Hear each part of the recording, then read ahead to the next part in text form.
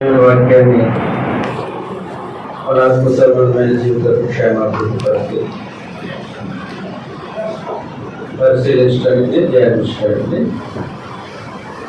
నేర్చుకోవడానికి దేవుడు అనుగ్రహించిన ఈ సమయాన్ని బట్టి ప్రత్యేక దేవుడికి మరొకసారి మన ప్రభువును రక్షకుడైన యేసుక్రీస్తు ప్రభువు ద్వారా కృతజ్ఞతలు సమర్పిస్తూ ఉన్నారు. సహోదరులకు మన ప్రభునామాలు కాబట్టి విశ్వాసము దేవుడిని ఆకర్షించేదిగా ఉండాలి.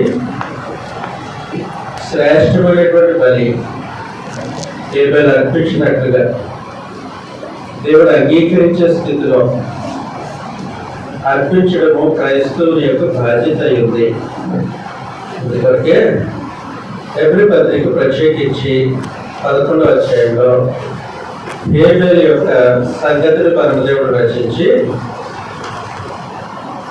భూమి మీద మనం జీవించే కాలంలో, అంటే యాత్ర చేస్తున్నటువంటి ఈ కాలంలో మనము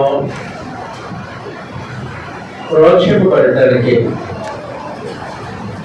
ఈ సాక్షి సమూహాన్ని మనకు మేఘం వలె ఏర్పాటు చేశాడు. హెబ్రీయులకు రాసినటువంటి పత్రిక 11వ అధ్యాయం 39వ వచనంలో మీరందరూ తమ విశ్వాసము ద్వారా సాక్ష్యం పొందిన వారైనా లేకుండా సంపూర్ణులు కాకుండా నిమిత్తం అని తప్పిన తర్వాత 12వ మొదటి నుంచి ఇంత గొప్ప సాక్షి సమూహము మీరు ఎంత గొప్ప సాక్షి సమూహము మేఘము వలె, అంటే విశ్వాసము ద్వారా దేవుని దృష్టిని ఆకర్షించి ఆయన అంగీకరించే విధంగా ఆయన సంఘంలో అర్పించిన హేబేలు ఉన్నాడు ఆ సాక్షి సమూహంలో.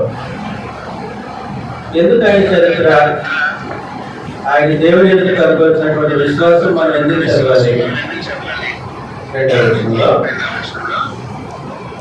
మనము కూడా ప్రతి భారమును సులువుగా చిక్కులు పెట్టి పాపమును విడిచిపెట్టి విశ్వాసమునకు కర్తయు దాన్ని కొనసాగించి వాడినైనా యేసు వైపు చూచుచు మన ఎదుట ఉంచబడిన పందెములో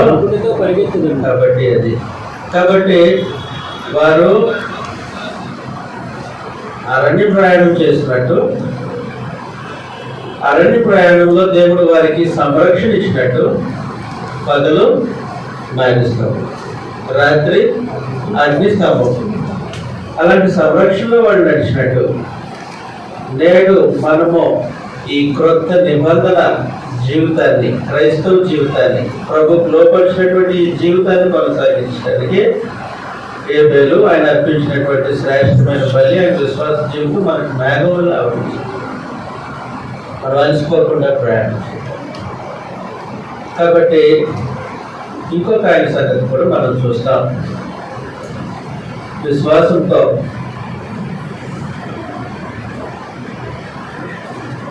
ఆమెకు దేవుని దృష్టిని ఆకర్షించి ఎలాంటి జీవితాన్ని కొనసాగించాడో చూస్తాం. హెబ్రీయులకు రాసిన పత్రిక 11వ అధ్యాయం 5వ వచనంలో విశ్వాసమును బట్టి హానోకు మరణము చూడకుండానట్లు కొనిపోబడెను. అతడు కొనుకోబడక మునుపు దేవునికి ఇష్టడై ఉండినని కొనుక్కోవటానికి ముందుగానే ఒక సర్టిఫికెట్ తీసుకున్నాడు దేవుని దగ్గర నుండి. ఎక్కడ నాకు ఇష్టడు, దేవునికి ఇష్టడని సాక్ష్యం పొందినావు. ఎలా నచ్చేవయ్యా నువ్వు దేవునికి? ఏం చేసి ఆయన దృష్టిని ఆకర్షించావు? యావత్ భూమి మీద మనుషులు దేవుని దృష్టిని ఆకర్షించడానికి ఒకటే సూత్రం, ఒకటే మంత్రం. ఏంటంటే అది విశ్వాసం. కాబట్టి నేను నా దేవుని ఎదుట ఆయన ఆకర్షించే విధంగా నా విశ్వాసాన్ని కనపరిచాను. ఆయన ఇష్టపడ్డాడు. నా విశ్వాసం చేత దేవుని ఆనందింప చేశాడు. ఆయన న్యాయం సంతోషించాడు. అంతకు మించిన సీక్రెట్ ఇంకొకటి లేదు. కాబట్టి తన విశ్వాసం చేత దేవుడు ఆకర్షించిన హానోకు తను దేవుడు ఆయనలో చూసినటువంటి విశ్వాసాన్ని బట్టి ఆయన ఇష్టపడ్డాడు. ఏంటి ఒకసారి నువ్వు విశ్వాసంతో కనపరిచిన జీవిత విధానాన్ని మాకు ఒకసారి చూపించు. ఆదికాండం 5వ అధ్యాయం 21వ వచనంలో నుండి హానోకు 60 ఏండ్లు బ్రతికి మెతూషెలను కనెను. హానోకు మెతూషెలను కనిన తర్వాత 300 ఏండ్లు దేవునితో నడుచుచు కుమారులను కుమార్తెలను కనెను అని అన్నాడు. అది దేవుని ఎదుట అతను కనపరిచినటువంటి విశ్వాస జీవితం.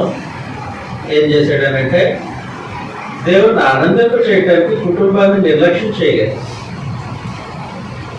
తాను విశ్వాసని అని అనిపించుకోవటానికి కుటుంబ బాధ్యతలు గాలికి వదిలేదు. ఆయన ఏం చేశాడనంటే కుటుంబ జీవితాన్ని దేవుడు అంగీకరించే విధంగా ఆయన ఉన్నటువంటి పరిస్థితుల్లో నిర్వర్తించినట్లుగా మనం చూస్తాం. దేవునితో నడుచుచు ఇంకా ఏం చేసావు? కుమారులను కుమార్తెలను కనండి. ఎందుకు మాట్లాడాడు? ఎవరికి పిల్లలు పుట్టలేదా?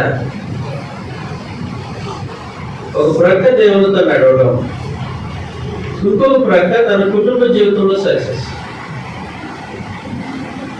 తన కుటుంబాన్ని తన కుటుంబ నాయకుడిగా బాధ్యతలు నిర్వర్తించడంలో హానోకు దేవుని దృష్టిని ఆకర్షించాడు.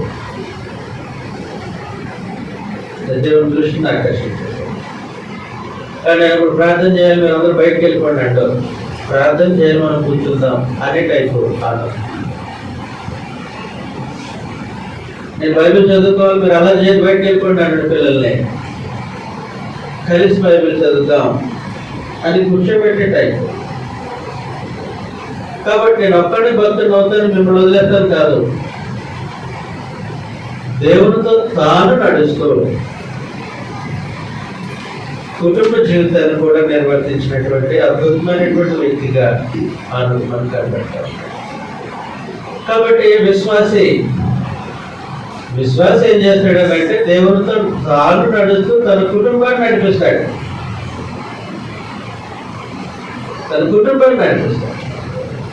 విశ్వాసి తను భక్తిగా జీవిస్తూ తన జీవిత భాగస్వామిని భక్తిలో నడిపిస్తాడు. తన విశ్వాసమైన సంగతి తన జీవిత భాగస్వామితో పాటు తన కుటుంబంలో ప్రతి ఒక్కరు గుర్తించేటట్టు వారి ఎదుట మొదట భక్తిని కనపరుస్తాడు.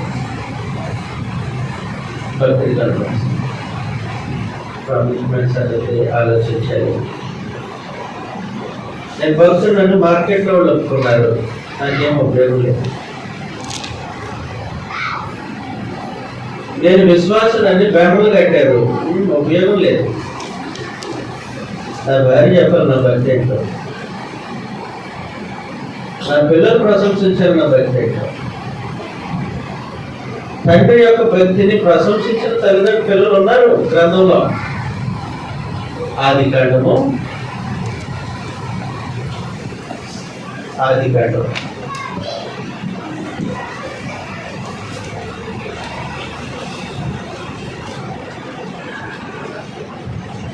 31వ అధ్యాయం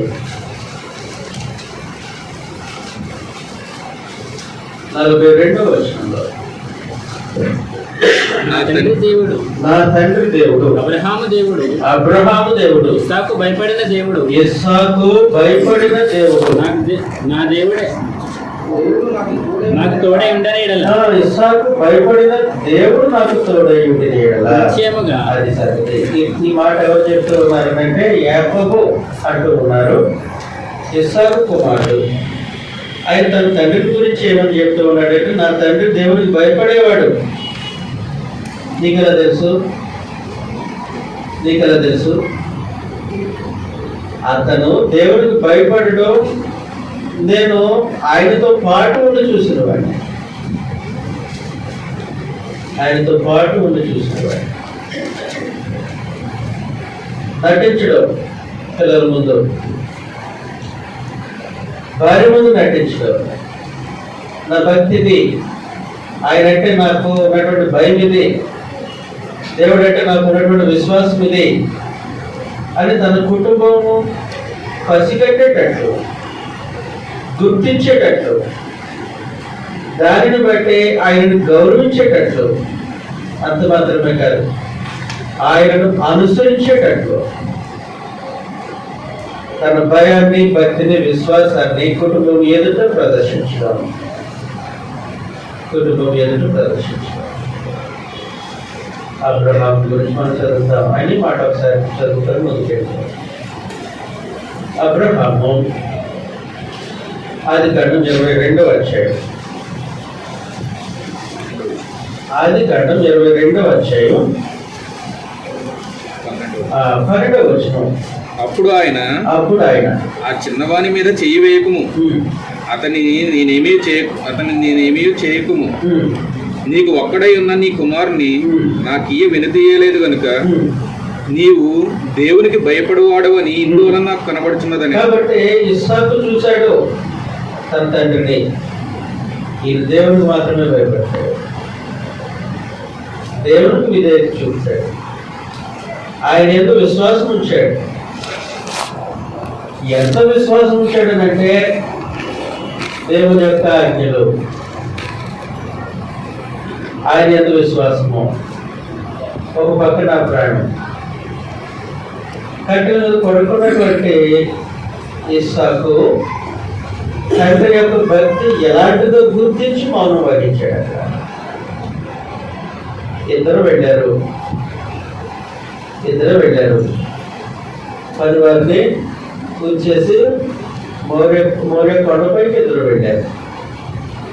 వెళ్ళిన తర్వాత ఒక 115 సంవత్సరాలు ముసలాడు, ఒక 15 సంవత్సరాలు పడిచాడు. ఇద్దరు కొండ మీదకి వెళ్ళిన తర్వాత ఒక ముసలైన ఒక పడిచైన చేతులు కాళ్ళు కడుతూ ఉంటే మౌనం వహించాడు. ఏం చూసుంటాడు తండ్రిలో?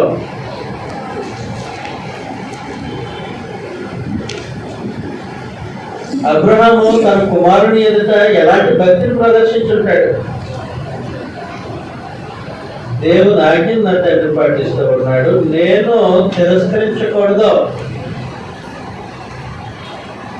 మీ నాయన అంతతో కూడా అతని భక్తి ముందు నేను ఎదిరించలేను, అతని విశ్వాసాన్ని నేను తోడలేను, అతని ఆదేశాన్ని నేను ధిక్కరించలేను. అంత బంధుమా తండ్రి కొడుకులకి ఏంటి సంగతే? ఈ మనుషులు ఎదురు కాదు తన భక్తిని, దేవుని ఎదురు కనపరుస్తూ ఉంటాడు. ఆ భక్తిని కుటుంబం గుర్తించింది అంత సీక్రెట్. కాబట్టి విశ్వాసి ప్రత్యేకించి దేవునితో నడుస్తూ ఉన్నాడు. హానకు దేవునితో హానకు నడుస్తూ ఉంటే తానొప్పుడు నడవలే, అతను కుమార్తెలను కట్టు ఉన్నాడు. సన్యాసి కాదు, అతను సంసారిగానే దేవునితో నడిచాడు. కాబట్టి దేవుని దృష్టిని ఆకర్షించే విశ్వాసం యొక్క గొప్పతనం అది. నేను విశ్వాసిని అంటే కుదరదు. విశ్వాసిని కుటుంబం ప్రత్యేకించి విశ్వాసి తన కుటుంబం విషయంలో తను విశ్వాసమైనట్టు ప్రదర్శించాలని గ్రంథం చెప్పింది. 1 తిమోతి పత్రిక 5వ అధ్యాయం. 1 తిమోతి పత్రిక 5వ అధ్యాయం.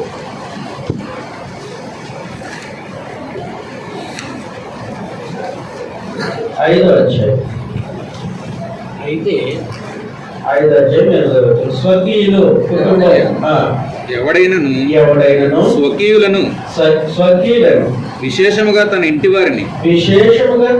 వారిని సంరక్షింపకపోయిన ఎడల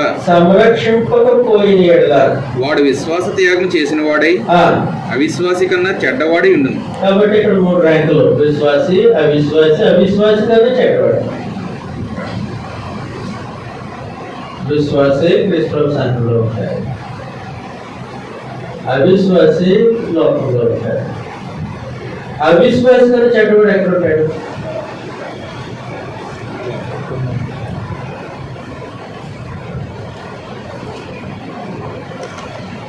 క్రీస్తు సర్వసభ్యుడై తన స్వకీయులను సంరక్షించకపోతే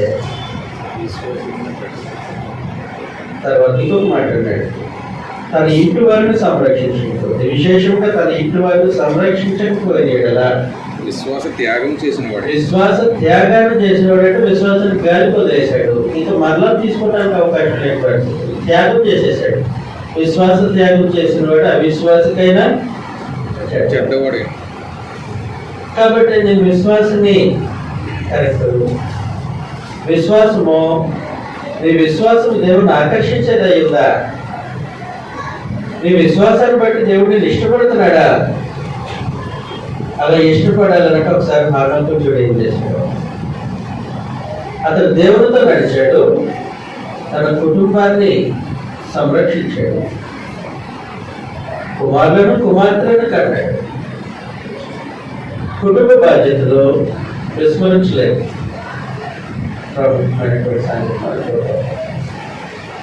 రెండవది, హానోకు దేవుణ్ణి ఆకర్షించడానికి, దేవుడు హానోకుని ఇష్టపడటానికి ఇంకొక సంగతి ఏంటంటే దేవునితో నడుస్తున్నాడు. దేవునితో నడుచుచు అనంటే దేవునితో నడు. వాస్తవానికి మనం ఇందాక మాట్లాడుకున్నాం ప్రారంభంలోనే, ఆయన ఆకాశం మీద ఉన్నాడు, మనం భూమి మీద ఉన్నాం, కానీ కలిసి నడవచ్చు. ఎవరు నడిచారు కలిసి? హానోకు నడిచాడు. నేను కూడా నడవాలనుకుంటున్నాను అని అనుకున్నామనుకో, దేవుడి దగ్గర నుంచి ఒక సమాధానం. చదువుతాం ఈ సంగతిని మనం. యెషయా గ్రంథం 55వ అధ్యాయం 8వ వచనం.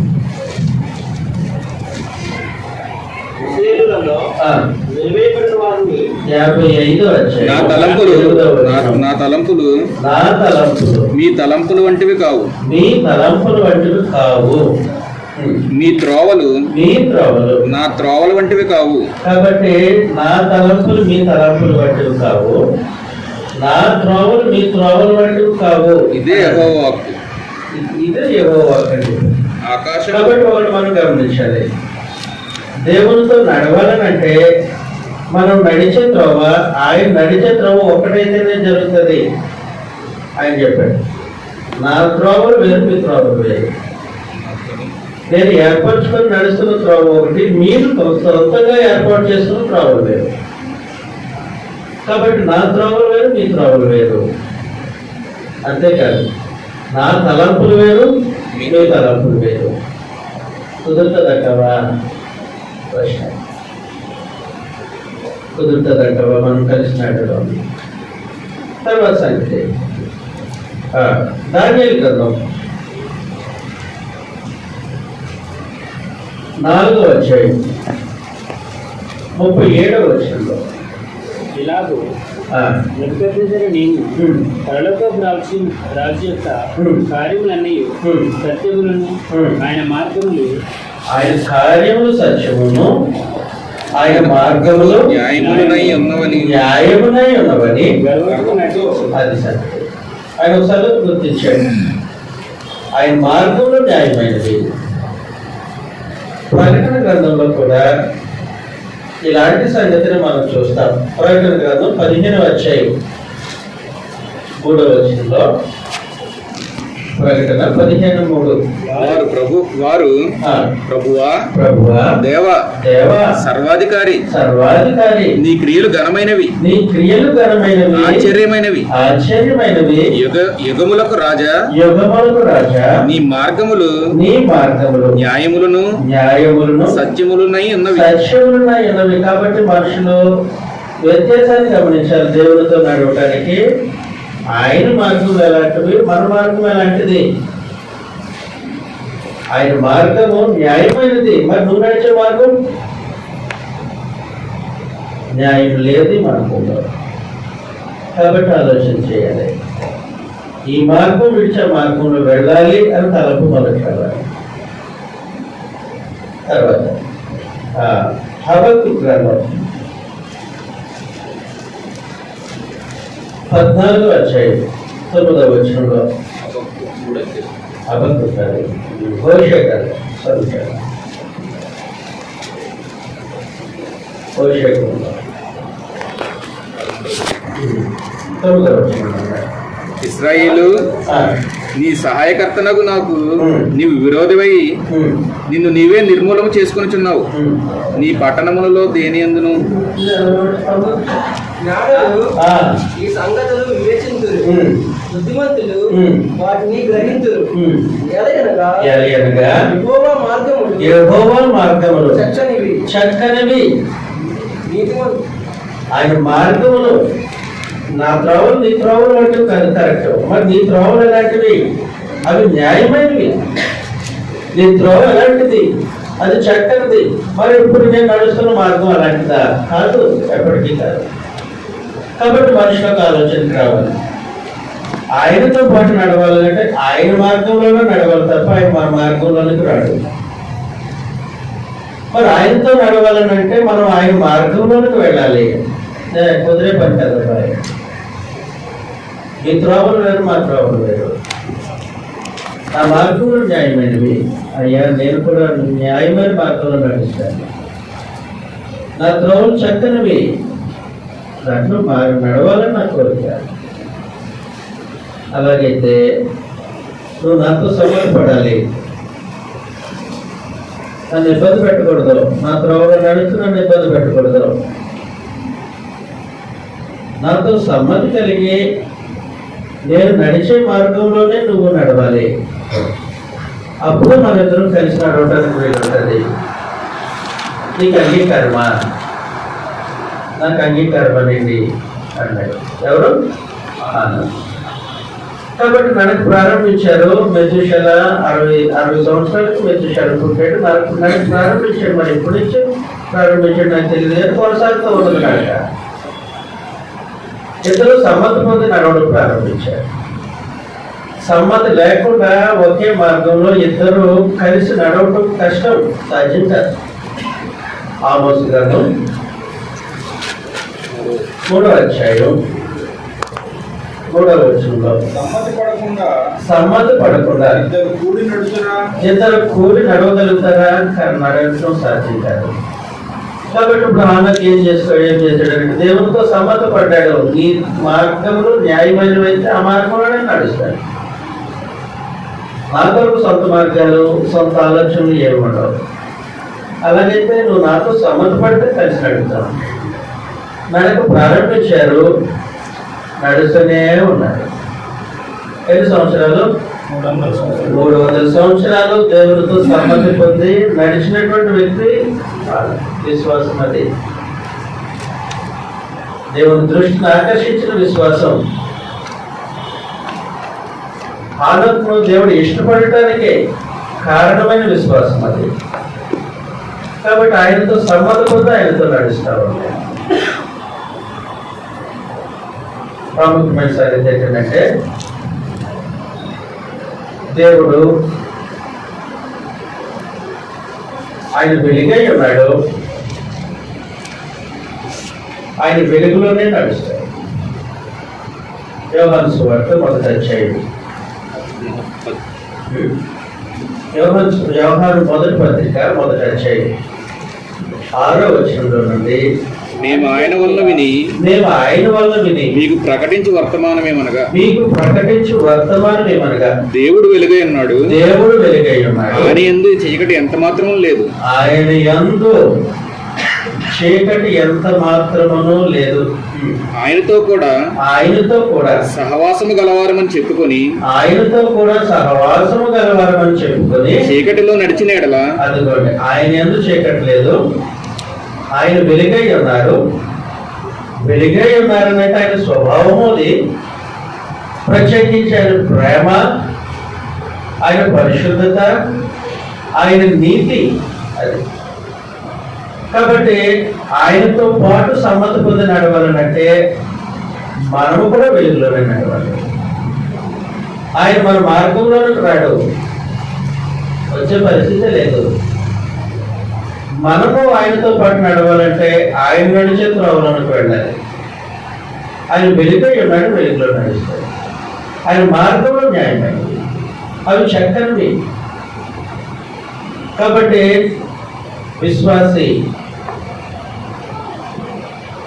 దేవుని దృష్టిని ఆకర్షించే విధంగా మన విశ్వాసాన్ని దేవుని ఎదురు కనపరచడానికి ఆయనతో పాటు ఆయన నడిచిన త్రోవలో నడవాల్సిన అవసరం లేదు.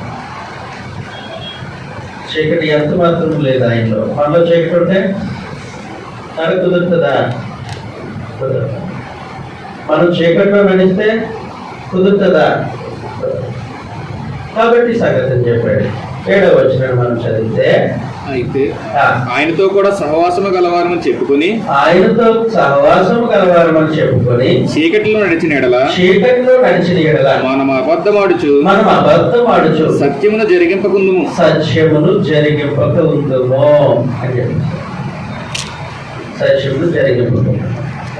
కాబట్టి ఇప్పుడు హానోకు నడిచినట్టు మనం కూడా దేవునితో నడిస్తే, హానోకు దేవునితో నడుస్తూ కుటుంబాన్ని ఏ విధంగా సంరక్షించాడో అలాగే మనం సంరక్షిస్తే అట్టి విశ్వాసము దేవుణ్ణి ఆకర్షిస్తుంది. విశ్వాసి నమ్మకం ఉంటే ఏం బతికేది? నమ్మకుంటే దేవుని కనిపించిన కుటుంబ విషయంలో బాధ్యతది. నమ్మకం ఉంటే ఆ కుటుంబాన్ని సంరక్షించే విషయంలో నీ ప్రయాసం ఎక్కడ కనపడుతుంది? ఆలోచించండి. దేవుడు నమ్మాను, విశ్వాసం ఉంచాను, సరే ఆయనతో నడిచేది, ఆయనతో నడిచిన విధానం ఇది, ఆయనతో నడవలసిన అవసరం. ప్రత్యేకించి వెలుగులో దేవునితో నడవడానికి ఒక సూత్రాన్ని చెప్పాడు. మనం వెలుగులో నడవడానికి ఒక సూత్రం, అదేంటంటే 2వ అధ్యాయం 1 యోహాను పత్రిక 2వ అధ్యాయం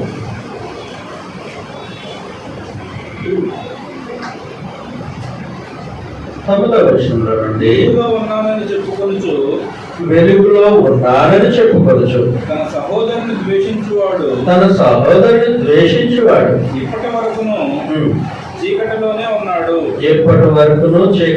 ఉన్నాడు. కాబట్టి నేను దేవుని నమ్ముతాను, దేవుని ఎందుకు విశ్వాసం ఉంచాను. సరే, నువ్వు దేవుని ఎందుకు విశ్వాసం ఉంచావు? నువ్వు విశ్వాసం ఉంచి దేవునితో నువ్వు నడుస్తున్నావా? ఆయన త్రోవలు వేరా, నీ త్రోవలు వేరా? కాబట్టి ఆయన ఇష్టపడే విధంగా మన విశ్వాసం ఆయన కనబడాలంటే ఆయన త్రోవలో మనం నడవాలి. అప్పుడు చెప్పేశాడు, నేను వెలుగులో ఉన్నాను, నాతో సహవాసం కలిగి ఉండాలనంటే, నాతో నడవాలనంటే వెలుగులోనే నడవాలి. ఏం చేయాలి? వెలుగు మార్గాన్ని నేను ఇప్పుడు ఎక్కడ కనుగొనాలి? ఎక్కడో కనుగొన అసలు సంఘంలో కనుగొ. ఈ సహోదరుని ద్వేషించే తత్వం నీకుంటే చీకట్లో ఉన్నావు. పరిశుద్ధుల గుంపులో నువ్వు వెలుగులో ఉన్నావో లేదో కనబడిపోతుంది. సహోదరుని మీద నీకు ద్వేషం ఉంటే నువ్వు చీకట్లో ఉన్నావు. చదివేసేద్దాం మరలా వచ్చినాన్ని. 9వ వచనం, వెలుగులో ఉన్నానని చెప్పుకొనుచు తన సహోదరుని ద్వేషించువాడు ఇప్పటి వరకును చీకటిలోనే ఉన్నాడు. కాబట్టి వెలుగులో ఉన్నానని చెప్పుకోవచ్చు, దేవునితో నడుస్తున్నానని చెప్పుకోవచ్చు, తన సహోదరుని ద్వేషిస్తే చీకటిలో ఉన్నాడు. తర్వాత వచనంలో తన సహోదరుని ప్రేమించువాడు వెలుగులో ఉన్నవాడు. అది సరే. కాబట్టి ఆయనతో పాటు వెలుగులో నడవటానికే మొట్టమొదటిగా మనుషులు ఆలోచన చేయాల్సింది, నాతో కలిసి ఆరాధిస్తున్నటువంటి నా సహోదరుల విషయంలో నా వైఖరి ఏంటి? ప్రేమ, ద్వేషం. ప్రేమ ఉంటే ఇబ్బంది ఏం లేదు, వెలుగులో ఉంటాయి. ద్వేషం ఉందా? చీకటిలో ఉన్నాం. సరే, పక్క స్థానిక సంఘంలో వాళ్ళ మీద నా ద్వేషం, పక్క ఊళ్ళో వాళ్ళ మీద నా ద్వేషం, అదే పక్క రాష్ట్రం పక్క దేశంలో ఉన్న ఒక క్రీస్తు ప్రభు సంఘ సభ్యుడి మీద నా ద్వేషం. ఎక్కడున్నాం? కాబట్టి ఆలోచన చేయాల్సిన సంగతే. విశ్వాసి అని మనం మోసం చేసుకునే అవసరం లేదు. మనం విశ్వాసమో కాదో నిరూపించుకోవచ్చు దేవుడి దగ్గర. ఆయన మనల్ని ఇష్టపడుతున్నాడో లేదో డైలమాలో ఉండవసరం లేదు, నిర్ధారించేసుకోవచ్చు. దేవుడు ఈ స్థితిలో ఇప్పుడు నన్ను ఇష్టపడుతున్నాడో లేదో నిర్ధారించడానికి దేవుడికి కనిపించినటువంటి కుటుంబం సహాయపడుతుంది. జాగ్రత్త. నిర్ధారించడానికి దేవుడికి కనిపించిన ఆత్మ సంబంధమైన కుటుంబం కూడా సహాయపడుతుంది. కాబట్టి ఆయనతో పాటు నడిచేవాడు ఏ సహోదరుని ద్వేషించడానికి వీల్లేదు. సహోదరుని ద్వేషించడానికి వీల్లేదు. 3వ అధ్యాయం, మొదటి యోహాను పత్రిక 3వ అధ్యాయం 23వ వచనంలో ఆయన ఆజ్ఞ ఏదనగా ఆయన కుమారుడైన యేసుక్రీస్తు నామమును కొని ఆయన మనకు ఆజ్ఞాపించిన ప్రకారముగా ఒకరినొకడు ప్రేమించవలనేది మొట్టమొదటిగా క్రైస్తవులకు ఆజ్ఞ ఉంది. దేవుని ఎలా ప్రేమిస్తున్నావో నీ పొరుగువాడిని ఎలా ప్రేమించాలి, నీ సహోదరుని ప్రేమించాలి. అందువల్ల ఆ భావం లేకపోతే, ఆ ప్రేమ లేకపోతే చీకట్లో ఉన్నాం. చీకట్లో ఉంటే వెలుగులో దేవునితో పాటు నడవడం సాధ్యమవుతుందా? అయ్యేది. వాస్తవానికి యేసు ప్రభు యొక్క ప్రధాన యాజకత్వము వెలుగు సంబంధులకి, చీకట్లో నడిచేవాళ్ళు కాదు. చీకట్లో నడిచేవాళ్ళు కాదు. చాలా జాగ్రత్త వహించాలి ఈ విషయంలో. ప్రభు పడిగా చూసుకుంటాడు అన్నట్టు ఏం చూసుకుంటాడు? ఆయన ప్రధాన యాజకుడు కదా. దేవుని పక్షం, దేవుని కృపాసం నాశనుడే మన పక్షాన్ని విజ్ఞాపన చేస్తున్నాడు ఆయన. కరెక్ట్. దేవుని పక్షాన్ని మనల్ని ఏర్పాటు చేస్తున్నాడు. కరెక్ట్. మనలను అంటున్నాడు, కానీ నిన్ను నీ పక్షముగా, ఇండివిజువల్గా నీ పక్షముగా దేవుని ఎదుట క్రీస్తు ప్రధాన యాజకత్వం చేస్తున్నాడు. ఒకవేళ మనము చీకట్లో ఉంటే, ఒక వ్యక్తి చీకట్లో ఉంటే, క్రీస్తు ప్రభు ఆ వ్యక్తి పక్షంగా ప్రధాన యాజకత్వం చేయదు. మొదటి యోహాను పత్రిక 1వ అధ్యాయం 8వ వచనంలో అయితే 7వ వచనం అయితే ఆయన వెలుగులో ఉన్న ప్రకారం మనమును వెలుగులో నడిచిన ఎడల మనము అన్యోన్య సహవాసము గలవారమై ఉందుము. ఎవరెవరు? సహోదరుడు వెలుగులో నడుస్తున్నాడు, దేవునితో పాటు నడుస్తూ ఉన్నాడు. మరి నేనేం చేయాలి? సహవాసం కావాలనంటే అతనితో కూడా అన్యోన్య సహవాసం కలిగి నడవాలి, వెలుగులో నడవాలి. ఇంకా అతని మీద ద్వేషం ఉండకూడదు ఎట్టి పరిస్థితుల్లో. కాబట్టి నడిచేస్తున్నాం. అప్పుడు ఆయన కుమారుడైన యేసు రక్తము ప్రతి పాపము నుండి మనల్ని పవిత్రులుగా చేసి ప్రతి పాపం నుండి మనల్ని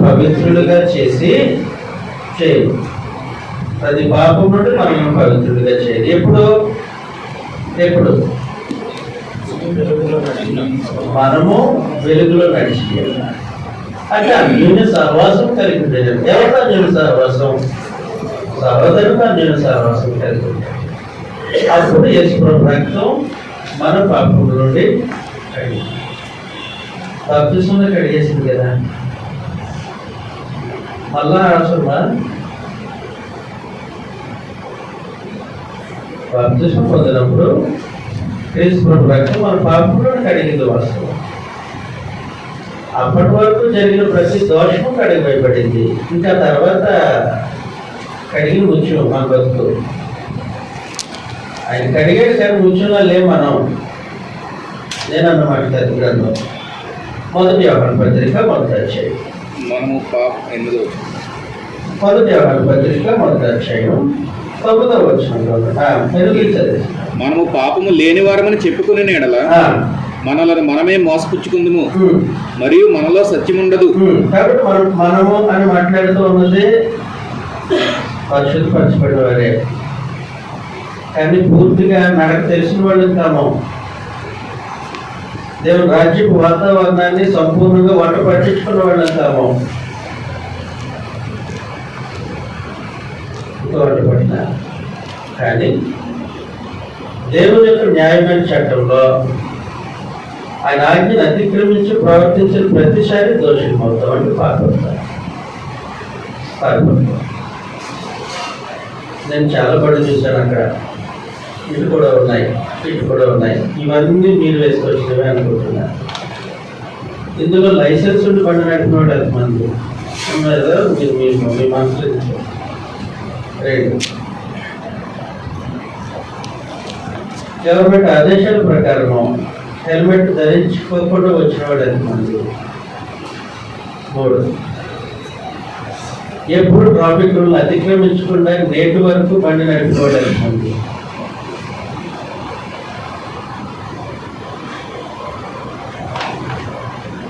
ఆలోచన చేస్తే దేవుడు నియమించిన ప్రభుత్వాన్ని హెచ్చరించావు కదా, ఆయన ఆజ్ఞను మీరేవు కదా, మరి అలాంటప్పుడు పాల్గొను కదా. ఇలాగ లెక్కేసుకుంటే టన్నులు అవుతాయి. నేను అనేది సంవత్సరాన్ని కాదు, ఒక రోజులను అనుకుంటా. మరి క్షమింపబడాలి. అలాంటి సంగతులు ఎన్నో కడిగిపోయబడాలి. ఎలా సాధ్యమవుతుంది? ఎలా సాధ్యమవుతుంది? ఎలా సాధ్యమవుతుంది? ప్రభువును ఆశ్రయించాల్సిందే. వేరే గచ్చంత్రం లేదు మనకి. ఇక్కడ కూర్చుని నాతో నుంచి మీ వరకు గచ్చంత్రం లేదు. ప్రభువును ఆశ్రయించాలి. ఆయన అంటే నేనంటే నీకోసం ప్రధాని అధికారులు చేయాలి. నా రక్తంతో నిన్నెందుకు అడిగారు మళ్ళీ ఇంకొకసారి? అయ్యా నాకు అర్థమైపోయింది, ద్వేషం లేకుండా చూసుకుంటాను నీకు మీదట. ఇప్పటి వరకు నా సహోదరుడి మీద ఉన్న ద్వేషం ఏదైనా ఉంటే దాన్ని తీసేస్తాను, దాన్ని ఉంచుకోను. అలాగైతే దేవునితో పాటు వెలుగులో నడుస్తున్నావు. నేను నా ప్రధాని అధికారిత్వాన్ని నీ పక్షంగా జరిగిస్తాను. రక్తంతో శుద్ధీకరిస్తాను. అప్పుడు ఇంక మీదట అన్యోన్య సహవాసం కలిగి సహోదరులు నడవచ్చు. ఇబ్బంది ఏమి లేదు. దేవునితో నడుస్తున్నాను కాబట్టి హానకు ప్రత్యేకించి తన దేవునితో నడవటానికి దేవుడు ఏం ఆదేశించాడు, ఆయన ఎలా నడుస్తున్నాడు, ఆయన ఎక్కడ నడుస్తాడో నడవటానికి తను సమ్మతించుకొని అదే సమయంలో నేను తీర్థయాత్రకు వెళ్తున్నా కాదు, నా కుటుంబంతో కలిసి దేవుడు నడుస్తాడు. కలిసి నడిచాడు. 300 సంవత్సరాలు కలిసి నడిచాడు. 300 సంవత్సరాలు కలిసి నడిచాడు. అప్పుడు దేవుడు అన్నాడు, నీ విశ్వాసం నన్ను ఆకర్షించింది. విశ్వాసం ఆకర్షించిందంటే విశ్వాసంతో నువ్వు జీవించిన జీవితం ఆకర్షించింది. నేను నిన్ను ఇష్టపడ్డాను. విశ్వాసం బట్టి నువ్వు నాకు ఇష్టడివి. స్పెషల్ గ్రాండ్ మరణం చూడకుండా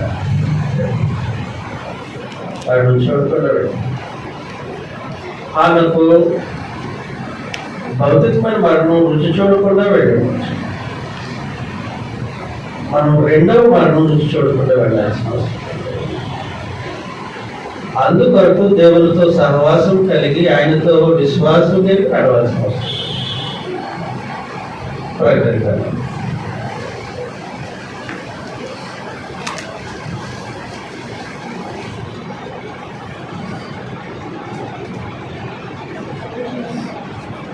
ప్రకటన గ్రంథంలో 21వ అధ్యాయం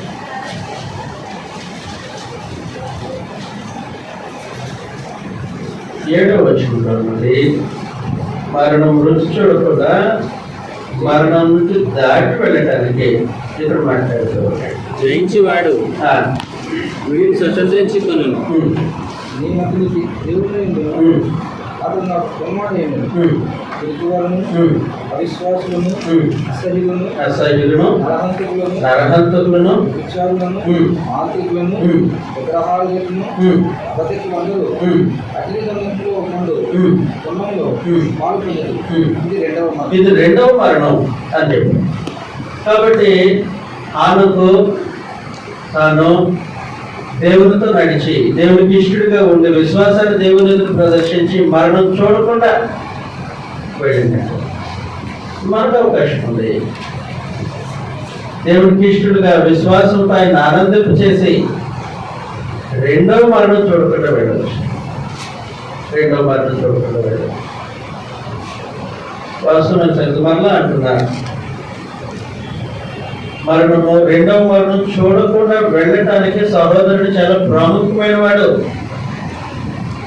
సహోదరుడు చాలా ప్రాముఖ్యమైన వాడు. సహోదరుడు ఈ బాంధవ్యం మనం కోరుకుంటూ వచ్చింది కాదు. ఎవరు ఏర్పాటు చేస్తూ వచ్చింది? క్రీస్తు ప్రభు ఏర్పాటు చేస్తూ వచ్చింది. నాకు ఫలానైన బ్రదర్గా కావాలి కాదు, ఆయన ఇచ్చిన బ్రదర్గా స్వీకరించి, ఆయన ఇచ్చిన బ్రదర్గా స్వీకరించి. కయ్యను నాకు హేబేలు తమ్ముడుగా అలా కాదు, నేను ఇచ్చిన ఆయన నీకు తమ్ముడుగా ఉన్నాడు. అడుగుతాను నిన్ను, నీ తమ్ముడు ఎక్కడ అని. కాబట్టి దేవుడు మనకు అనుగ్రహించిన వారు మన సహోదరులు. కాబట్టి బాంధవ్యాన్ని ఏర్పాటు చేసింది మన తండ్రి క్రీస్తు రక్తంతో ఏర్పాటు చేశారు. మన ప్రయోజనం కొరకు ఏర్పాటు చేశారు. ఏంటో ప్రయోజనం అంటే నేను నీకు ఇచ్చిన సహోదరుడి విషయంలో ఎన్నటికీ ద్వేషం చూపకుండా బ్రతకడం నీకు సాధ్యమవుతుందా? అలాగైతే మరణించదు. అలాగైతే మరణించదు. చదువుతాం మొదటి యోహాను పత్రిక, మొదటి యోహాను పత్రిక 3వ అధ్యాయం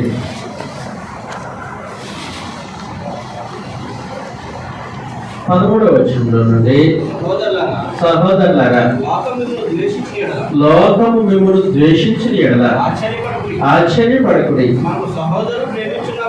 మనము సహోదరులను ప్రేమించుచున్నాము గనుక మరణములో నుండి జీవములోనికి దాటి ఉన్నామని ఎరుగుదుము. ప్రేమ లేనివాడు మరణమందు నిలిచి ఉన్నాడు, తన సహోదరుని ద్వేషించేవాడు నరహంతకుడు. కాబట్టి దేవునితో ఇప్పుడు నడవాలనంటే అనుకోలే అతడు భౌతికమైన మరణాన్ని చూడకుండా కోల్పోబడినట్లు మనం రెండవ మరణం చూడకుండా దాటిపోవాలని అంటే సంగతి జరిగించాల్సిందే. ఆయన వెలుగులో ఉన్నట్టు మనం కూడా వెలుగులో ఉండాలి. వెలుగులో ఉండడం అంటే సహోదరుని ద్వేషించకుండా జాగ్రత్త పడాలి. సహోదరుని ద్వేషించకుండా జాగ్రత్త పడాలి. సహోదరుని ద్వేషించకుండా జాగ్రత్త పడి రైట్ రిలేషన్షిప్ విత్ బ్రదర్ కొనసాగుతున్నవాడు శత్రువును కూడా ప్రేమించాడు, తన భార్యను ప్రేమించాడు, తన కుటుంబాన్ని ప్రేమించాడు, సమాజాన్ని ప్రేమించాడు. కారణం ఏమంటే సహోదరులు అందరూ ఒక స్థాయిలో ఉండరు. విశ్వాస విషయంలో బలవంతులు ఉంటారు, విశ్వాస విషయంలో బలహీనలు ఉంటారు. ఎవరు ప్రేమించాలి? ఎవరు ప్రేమించాలి? తల్లి మనకు నచ్చదు, మనకు నచ్చదు. సహోదరులు ప్రేమిస్తూ విశ్వాసం అని బలహీన వాడికి ఓతనిస్తావు, సపోర్ట్ చేస్తావు, ఎదగటానికి ప్రయోజనకారి అవుతావు.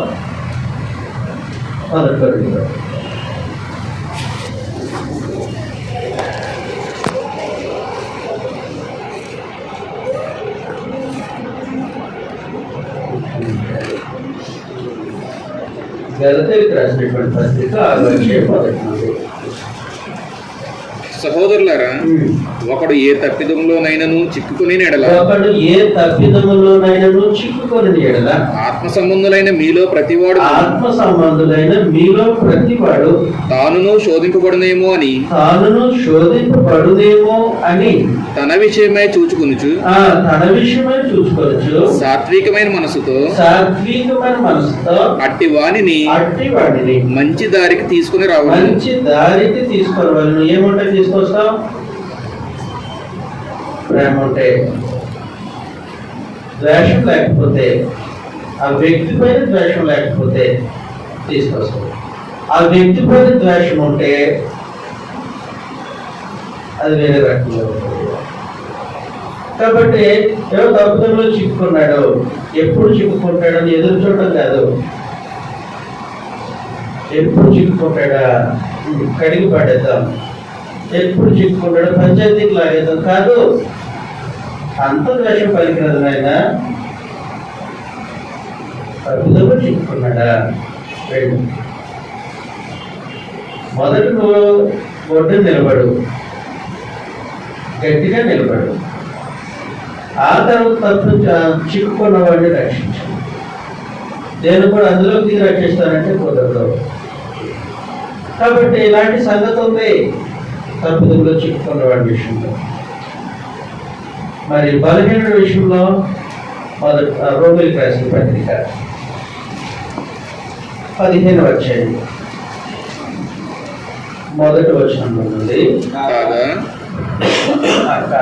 బలవంతులమైన మనము నువ్వు బలవంతుడువా? ఓకే, యాక్సెప్టెడ్ అన్నారు పడుతుంది. నువ్వు బలవంతుడువా? బలవంతుడు అయితే బలవంతులమైన మనము మనలను మనమే సంతోషపరచుకొనక బలహీనుల దౌర్బల్యములను భరించుటకు బద్ధులమై ఉన్నాము. బలహీనుల దౌర్బల్యమును భరించుటకు బద్ధులమై ఉన్నాము. ద్వేషించడం కాదు. ఆదేశించింది ఏంటంటే అతను చేస్తున్న దృష్టిని ద్వేషించు. అతను ద్వేషించడానికి అవ్వట్లేదు. తర్వాత ఇదే స్ట్రాటజీ. రోమిలికి రాసినటువంటి పత్రిక 1వ అధ్యాయం 18వ విషయంలో దుర్నీతి చేత సత్యమును అడ్డగించు. మనుషుల యొక్క సమస్త భక్తిహీనత మీద మనుషుల మీద కదా, మనుషుల యొక్క సమస్త భక్తిహీనత మీదను దుర్నీతి మీదను దేవుని కోపము పరలోకం నుండి బయలుపరచబడుతుంది. కాబట్టి వాళ్ళ చేష్టల మీద దేవుడు తన ఉగ్రతను చూపిస్తున్నాడు. దుర్నీతి చేత సత్యం అడ్డగించు సమస్త మనుషుల యొక్క భక్తిహీనత మీద, దుర్నీతి మీద దేవుడు కోపం. భక్తిహీనత మీద, దుర్నీతి మీద దేవుడు తన కోపాన్ని కలిగేసి దాన్ని ఒంటికి కొనుక్కొని ఉంచున్నాం. అక్కడ మనం ఏం చేస్తాం? కాబట్టి ఆ ఉగ్రత మనం అనుభవించాల్సి వస్తుంది. దాన్ని విడిచిపెట్టలేనంత పరిస్థితుల్లో దాన్ని చుట్టుకొని కూర్చుంటున్నాం.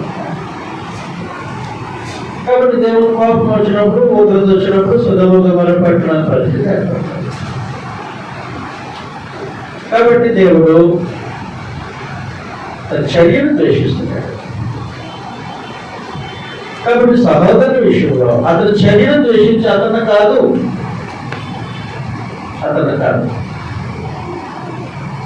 మరి అతన్ని ఆ స్థాయి ఉందా? మరణంలో నుండి జీవంలో దాటేటట్టు దేవుడితో నడుస్తున్నాం. ఆ స్థాయి ఉందా? దేవుడు వెలుగులో ఉన్నట్టు మనం కూడా వెలుగులో ఉండి సహోదరులతో అన్యోన్య సహవాసం కలిగి పెడుతున్నాం. ఆ పరిస్థితి ఉందా? అప్పుడు క్రీస్తు ప్రభు తన ప్రధాన యాజకత్వాన్ని మనపై వర్తింపు చేసి రక్తంతో మనల్ని కట్టారు. యోధ పత్రిక 1వ అధ్యాయం. సహోదరుని ఎంత సులభంగా తృణీకరిస్తామో క్రీస్తు ప్రభు యొక్క రక్త బాంధవ్యానికి విలువ లేకుండా చేస్తున్నాం. యోధ పత్రిక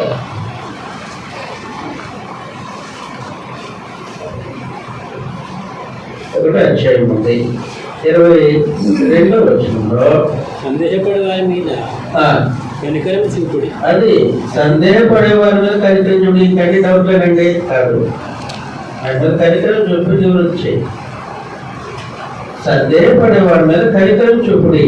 అగ్నిలో నుండి లాగినట్టు కొందరిని రక్షించుడి. శరీర సంబంధమైన వారి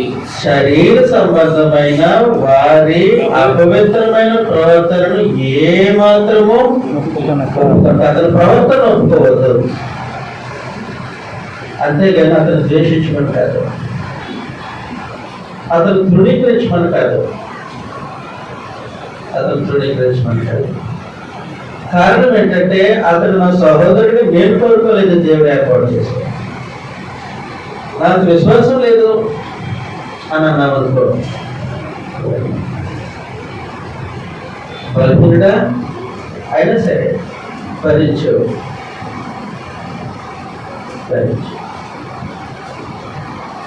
కాబట్టి ఏ రకంగా చూసినా క్రీస్తు ప్రభుత్వ బాంధవ్యంలో కొనసాగుతున్న ఒక వ్యక్తి అదే బాంధవ్యంలో కొనసాగుతున్న ఇంకొక వ్యక్తిని ద్వేషించడానికి అనుమతి లేదు.